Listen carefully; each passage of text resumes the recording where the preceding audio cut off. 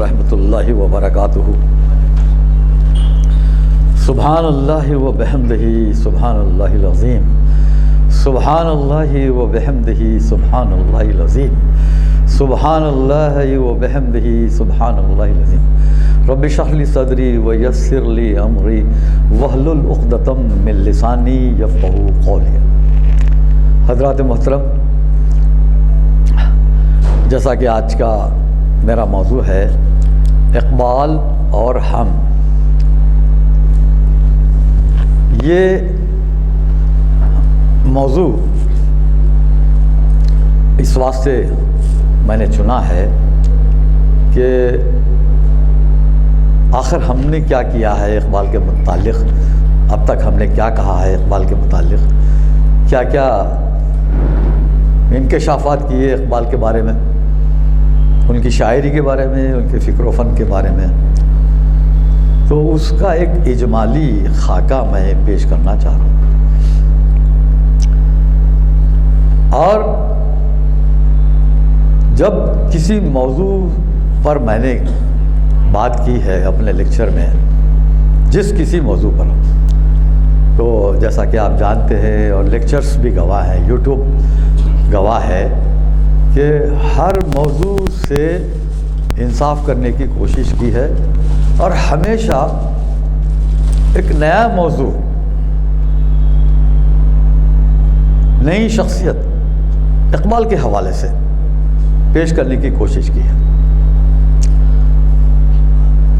اور یہ سارے تقریباً 30 لیکچرز یوٹیوب پر ہیں، میرے لیکچرز خاص طور پر، اور دیگر احباب کے بھی ہیں ہی، مگر جہاں تک میرا معاملہ ہے تو 30 لیکچرز یوٹیوب پر موجود ہیں جو محفل اقبال چناسی میں دیے گئے ہیں۔ اقبال چناسی کے علاوہ بھی بعض دیگر اکیڈمیوں نے بھی مجھے مدعو کیا اقبال سے متعلق لیکچر دینے کے لیے، تو میں نے وہاں بھی اقبال کے بارے میں بہت کچھ کہا ہے۔ جیسے مغربی بنگال اکیڈمی والوں نے بلایا تھا 2 سال پہلے، شاید 2022 میں 9 نومبر ہی کو ایک لیکچر تھا میرا اقبال سے متعلق، تو میں یہاں 8 کی فلائٹ سے گیا، 9 کو لیکچر دیا، 10 کی فلائٹ سے واپس آ گیا۔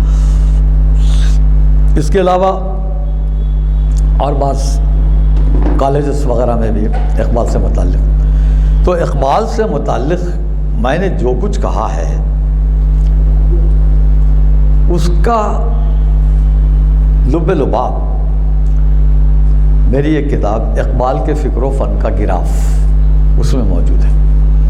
اقبال کے فکر و فن کا گراف، یہ گراف خاص طور پر رکھا گیا ہے اس واسطے کہ فکر و فن کا جو گراف ہوتا ہے ضروری نہیں کہ ہمیشہ اونچا ہی اٹھے، کبھی اس میں اپ اینڈ ڈاؤنس بھی آتے ہیں، عروج کے ساتھ ساتھ زوال تو لگا ہوا ہی ہے۔ یا ہماری گفتگو میں عروج و زوال کمی زیادتی ہو سکتی ہے، اور کوئی بڑے سے بڑا آدمی رہنے دیے، ضروری نہیں ہے کہ وہ ساری خوبیوں ہی کا مالک ہو، بے عیب اللہ کی ذات، صاف صاف بات ہے۔ کوئی آدمی یہ دعویٰ نہیں کر سکتا کہ میں بے عیب ہوں، میں بالکل صحیح ہوں۔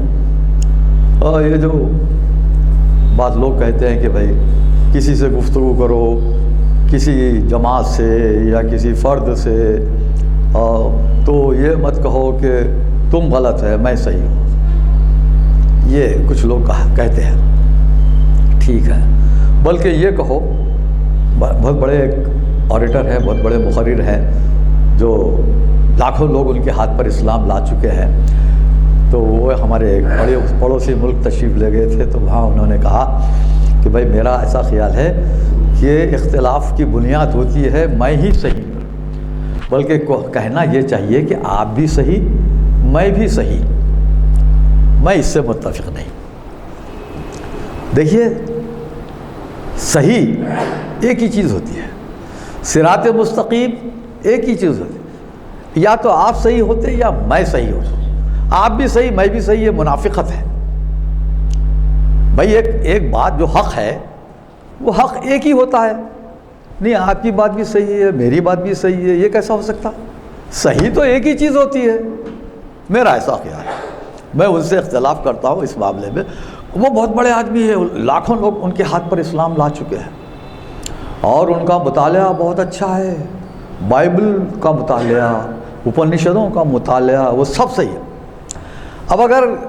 اب مطالعہ کر کے آپ یہ تو ثابت کرنا چاہ رہے ہیں نا کہ حق ایک ہی ہے، اللہ تعالیٰ ایک ہی ہے، اسی کو ماننا ہے. نہیں بھئی آپ دوسروں کو بھی مان لیجئے، اللہ کو بھی مان لیجئے.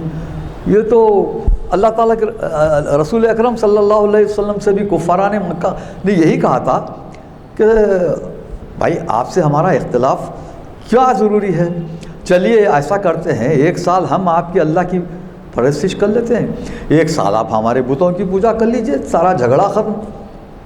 اللہ کے رسول نے فرمایا نہیں، قل یا ایھا الکافرون لا اعبد ما تعبدون ولا انتم عابدون ما اعبد ولا انا عابد ما عبدتم ولا انتم عابدون ما اعبد لکم دینکم ولی دین. آپ نے کہا یہ نہیں ہو سکتا، یہ مصلحت مصالحت ہمارا دین سکھاتا ہی نہیں ہے. تو ہم کسی کے بارے میں بھی یہ نہیں کہہ سکتے کہ بھیا تو بھی صحیح میں بھی صحیح. یا تو صحیح ہے میں غلط. مان لیجئے آپ اگر اپنی غلطی ہے تسلیم کر لیجئے کہ آپ غلط ہیں، آپ کا نقطہ نظر غلط ہے، مان لینا. اس میں بڑائی اسی میں ہے کہ آپ اپنی غلطی تسلیم کر لیں اور خامخواہ جو ہے نا اپنی بات کو منوانے کے لیے، اپنی غلطی کو نبھانے کے لیے اور 50 غلطیاں کرتے ہیں. آپ ایک غلطی کو نبھانے کے لیے اور غلطیاں کرنی پڑتی ہیں. اس سے بچنے کے لیے بہتر ہے اگر آپ غلطی پر ہیں اور بھائی دیکھیے آپ کا ضمیر، آپ کا شعور آپ کی نشاندہی کرتا ہے آپ کو کہ نہیں آپ اس معاملے میں ذرا ٹھیک نہیں ہے، آپ مان لیجئے اسی میں بڑائی ہے اور سامنے والے کو تسلیم کر لیجئے کہ بھیا تو جو کہہ رہا تھا وہ صحیح ہے. لیکن یہ کہنا کہ بھئی تو بھی صحیح میں بھی صحیح، یہ تو کوئی بات ہی نہیں ہوئی صاحب. یا تو میں صحیح ہوں اور اگر میں صحیح ہوں تو ڈٹ کے کہنا چاہیے کہ میں صحیح ہوں، تم صحیح نہیں ہو سکتے. کیوں کہ میرے پاس دلیل ہے، میرے پاس حق ہے. اگر آپ اس لکیر کو، میں نے جو لکیر کھینچی ہے اس کو کاٹنا چاہتے تو بڑی لکیر کھینچ کے بتاؤ، میں مان لوں گا کہ بھائی آپ کی لکیر بڑی ہے، آپ کا نقطہ نظر صحیح ہے، میں مان لیتا ہوں. یہ مان لینا چاہیے. اگر میرا نقطہ نظر غلط ہے یا کمزور ہے یا اس میں کوتاہی ہے، میں خطا پر ہوں، تو مجھے مان لینے میں کوئی امر مانے نہیں ہونا چاہیے. لیکن یہ نہیں کہہ سکتے کہ بھائی آپ بھی صحیح میں بھی صحیح. تو اسی معاملے میں میں نے جو لیکچر دیے ہیں اس میں نے کھل کر علامہ اقبال کے بارے میں بہت تعریف کی ہے، بہت تعریف کی ہے. میں نے کھل کر کہا ہے کہ اقبال سے بڑا شاعر اردو ادب میں کوئی ہے ہی نہیں. بہت بڑا جینیس، نابغہ روزگار اگر کوئی ہے تو وہ علامہ اقبال. شاعری کس پائے کی شاعری ہے. اور میں نے پچھلے لیکچرز میں کئی جگہ کہا ہے کہ بھائی اب کچھ لوگ کہتے ہیں کہ بھائی کیا اقبال کی رٹ لگاتے ہیں، اقبال ہی ہے کیا، اقبال کے بعد ہم بھی تو شاعر ہیں بڑے. اقبال کے بعد شاعری کا دعویٰ کرنا آپ کو زیب نہیں دیتا. اقبال نے جو فکر پیش کی وہ اس لیول کی فکر آپ